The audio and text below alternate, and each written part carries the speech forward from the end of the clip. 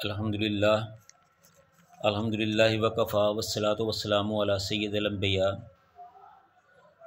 अम्मा बाद, हर किस्म की हम्दो सना अल्लाह ताला की ज़ात के लिए जो सारे जहानों का खालिक व मालिक है, और दरूद व सलाम रसूलुल्लाह सल्लल्लाहु अलैहि वसल्लम की ज़ात पे जो सारे जहानों के सरदार और सारे नबियों के इमाम हैं।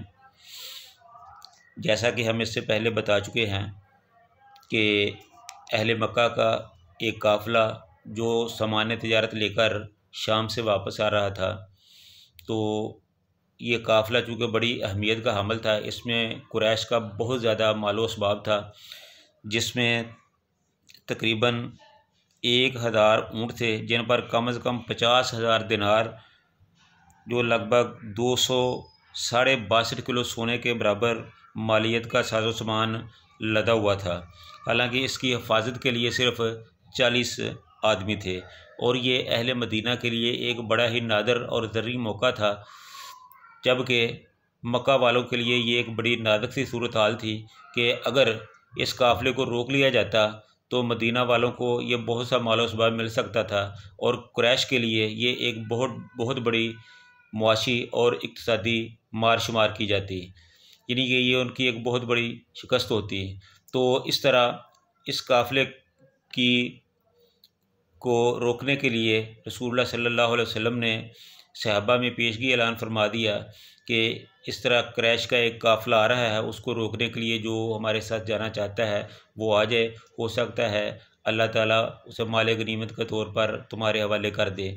तो इस तरह बहुत से लोग जो थे वो जाने के लिए तैयार हो गए, लेकिन चूँकि रसूलुल्लाह सल्लल्लाहु अलैहि वसल्लम ने किसी को पाबंद नहीं किया था, सिर्फ आम ऐलान किया था, तो काफ़ी लोग बाहर निकले, और बहुत से लोग जो थे वो अपनी मर्ज़ी से ना निकले, तो क्योंकि उनको पता था कि इसकी कोई बाज़ पुरुष नहीं है। और जो लोग निकले उनकी तादाद तकरीबन 313 से 317 तक थी, तो जिनमें कम अज़ कम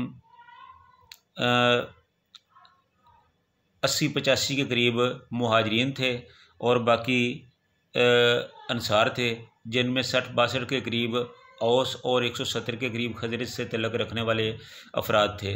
तो इस तरह ये तकरीबन 313 या 317 आदमी जो थे ये रसूलुल्लाह सल्लल्लाहु अलैहि वसल्लम के साथ निकले। रसूलुल्लाह सल्लल्लाहु अलैहि वसल्लम ने इनको मुनज़्ज़म किया, तो आप सल्लल्लाहु अलैहि वसल्लम इन लोगों को लेकर निकल खड़े हुए। ये कोई बाकायदा लश्कर नहीं था, ये बेसरोस्मानी के आलम में निकले थे, क्योंकि उनका जंग लड़ने का बिल्कुल कोई इरादा नहीं था, सिर्फ एक काफ़िले को रोकने का मसला था, जिनमें सिर्फ 40-50 आदमी थे।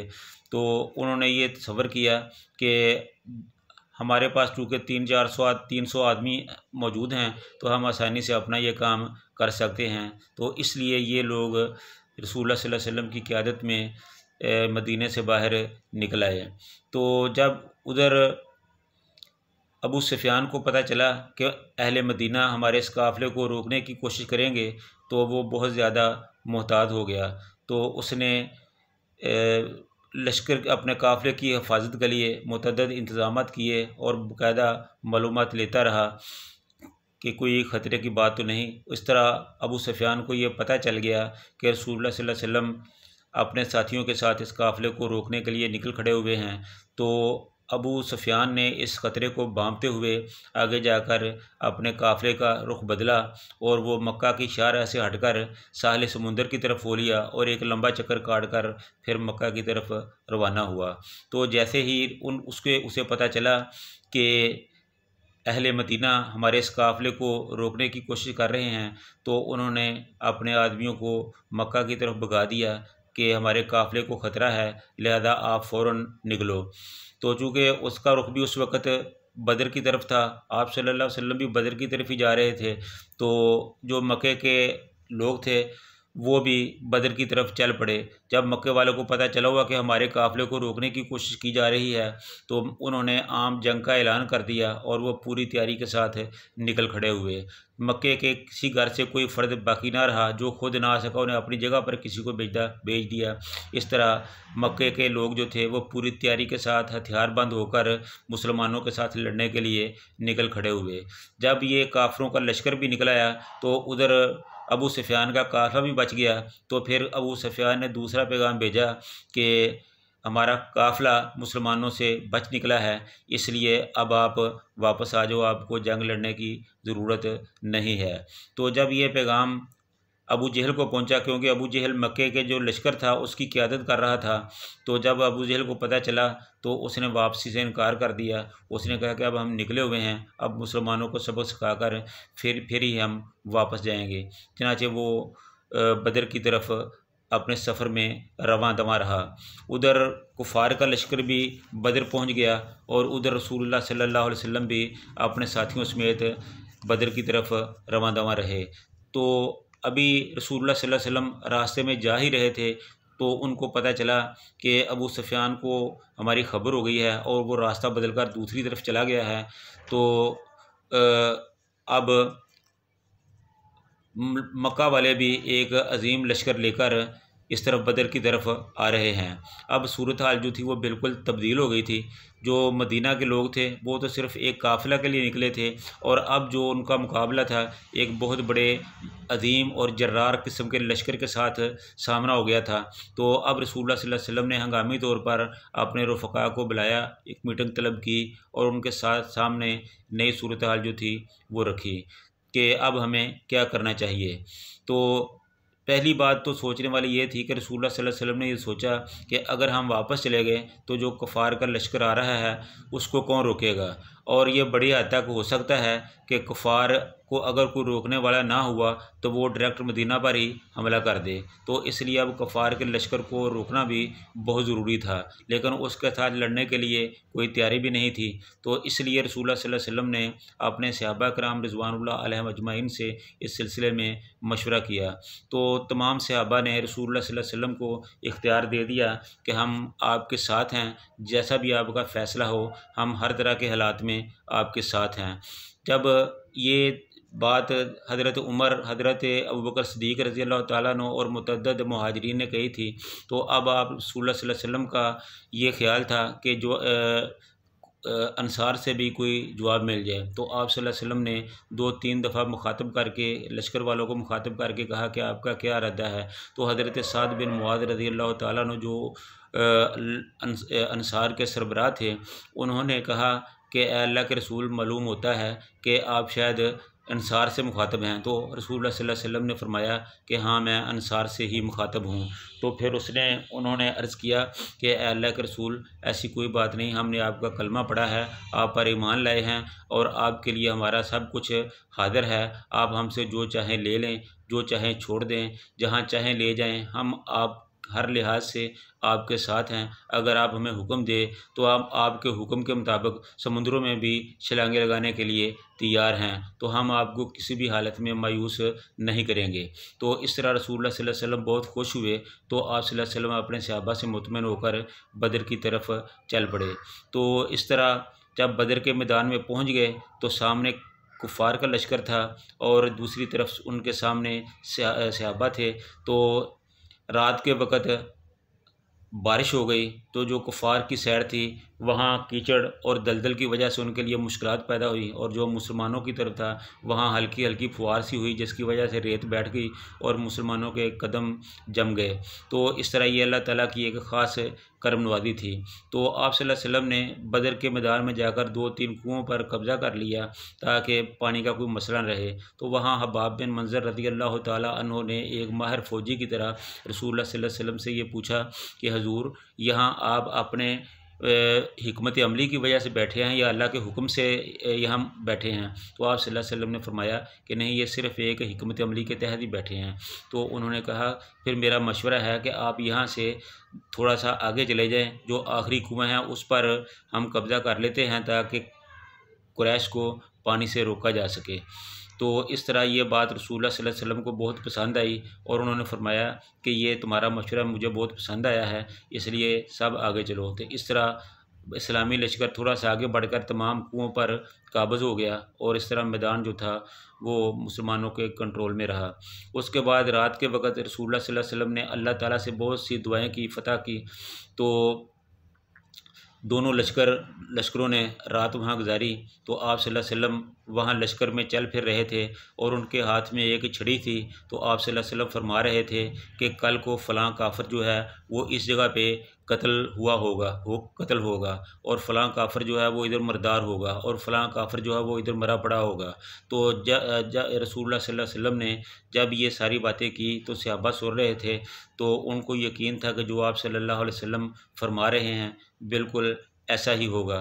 तो इस तरह अगले दिन सुबह जब मैदान सजा तो काफ़िरों की तरफ से एक आदमी जो पानी पर कब्ज़ा करने के लिए कुएं का पानी पीने के लिए आया, उसने कसम खाई कि मैं हर हालत में पानी पी के रहूँगा।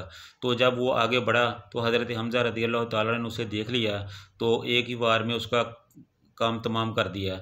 तो ये जंग बदर का पहला मकतूल था। तो उसके बाद आम जंग के हालात बने तो कुफ़ार की तरफ से 3 अफराद निकले, जिनमें उतबा बिन रबिया, उसका भाई शैबा बिन रबिया और उतबा का बेटा वलीद, ये तीनों आदमी बाहर निकले और उन्होंने ललकारा कि कौन है जो हमारा मुकाबला करे। तो ये गरूर और फ़ख्र से मगरूर और लबरेज़ होकर बाहर निकले और मुसलमानों को ललकारा। और अल्लाह के रसूल सल्लल्लाहु अलैहि वसल्लम ने 3 अंसारियों को भेजा कि जाओ इनका मुकाबला करो, लेकिन उन लोगों ने मुकाबला करने से इनकार कर दिया। उन्होंने कहा कि हम इन लोगों को नहीं जानते, अगर हमारा मुकाबला करना है तो फिर किसी कुरैशी को भेजो। तो अल्लाह के रसूल सल्लल्लाहु अलैहि वसल्लम ने अपने तीनों अंसारी सहाबा को वापस बुलाया और उनके मुकाबले में हज़रत हम्ज़ा, हज़रत अली और हज़रत उबैदा बिन हारिस रज़ी अल्लाह तआला अन्हु को उनका मुकाबला करने के लिए भेजा।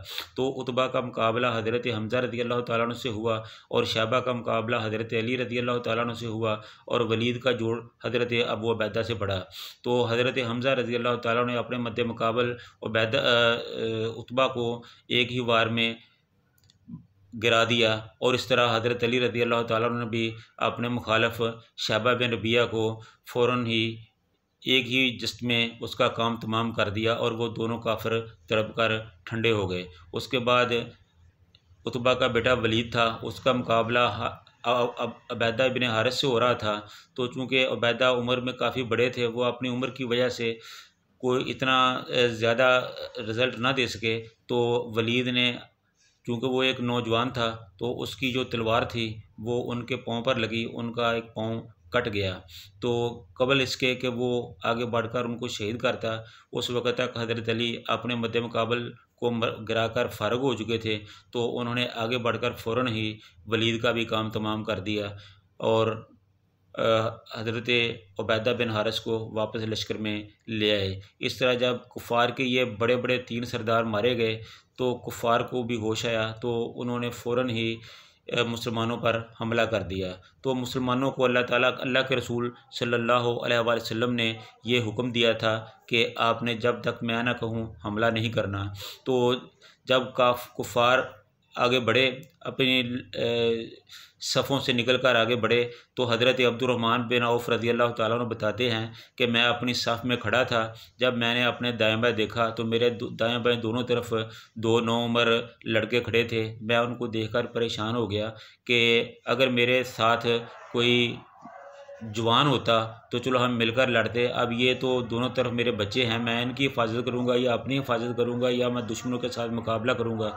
वो कहते हैं कि मैं अभी सोच ही रहा था कि एक लड़का आगे बढ़ा, उसने मुझसे पूछा कि ए चचा, आपको पता है कि अबू जहल कौन है और कहाँ है? तो इस तरह उन्होंने कहा कि आपने अबू जहल को क्या कहना है? अभी वो बातें कर ही रहे थे, वो दूसरा लड़का भी बोल पड़ा कि अबू जहल हमारे रसूल सल्लल्लाहु अलैहि वसल्लम को बुरी बुरी बातें करता है, गालियाँ देता है, इसलिए आज हम उसको छोड़ेंगे नहीं। तो उसी वक़्त अबू जहल भी अपनी सफ़ों को दुरुस्त करता हुआ उधर को आ निकला, वो घोड़े पर सवार था। तो अब्दुर्रहमान बिन औफ़ कहते हैं कि मैंने इशारा किया कि वो रहा अबू जहल। मैंने अभी इशारा ही किया था कि वो दोनों लड़के शाहीन की तरह उड़ते हुए अबू जहल पर झपटे और उस पर वार किया और उसको घोड़े से नीचे गिरा दिया और वो ज़ख्मी होकर नीचे गिर गया। अभी वो उसको कत्ल करने ही वाले थे कि इकरमा बिन अबी जहल जो करीबी था, उसने तलवार का एक वार किया जो मुअव्वज़ के बाजू पर लगा और उसका एक बाजू कट गया। तो वो उसी तरह लड़ता रहा। वो लड़ाई में चूँकि उसका उसके लिए रुकावट बन रहा था, तो उसने उस लटकते हुए बाजू को अपने पाँव में दबाकर खींचकर अलग किया और फिर लड़ना शुरू कर दिया। तो इस तरह इस जज्बे से मुसलमान लड़ रहे थे। तो जंग का जब कुफ़ार ने मुसलमानों पर हमला किया तो पहले मुसलमानों ने तीरों के साथ कुफ़ार को रोका, लेकिन जब वो बिल्कुल उनके सर पर चढ़ गए तो फिर उन्होंने जवाबी हमला कर दिया। तो उस वक़्त तक कफ़ार का ज़ोर हो चुका था और मुसलमानों ने नए सिरे से हमला किया था, तो इसके लिए मुसलमानों का जोश खरोश अभी बहुत ज़्यादा था। तो इसलिए थोड़ी ही देर के बाद कुफ़ार के लश्कर के अंदर सरासीमगी फैल गई और उनको अपनी शिकस्त वाज़ेह नज़र आने लगी। और इसी हालत में उमैया बिन खलफ़ जो घोड़े पर बैठा लश्कर की तरफ मुसलमानों की तरफ आ रहा था, तो सामने हज़रत बिलाल रज़ी अल्लाह तआला अन्हु की नज़र उस पर पड़ी और वो भी अकाब की तरह झपट कर उसकी तरफ बढ़े और उसे कहा कि ए अल्लाह और उसके रसूल के दुश्मन, अब तुम बता, अब तुम्हें मेरे से कौन बचाएगा और कहाँ जाएगा।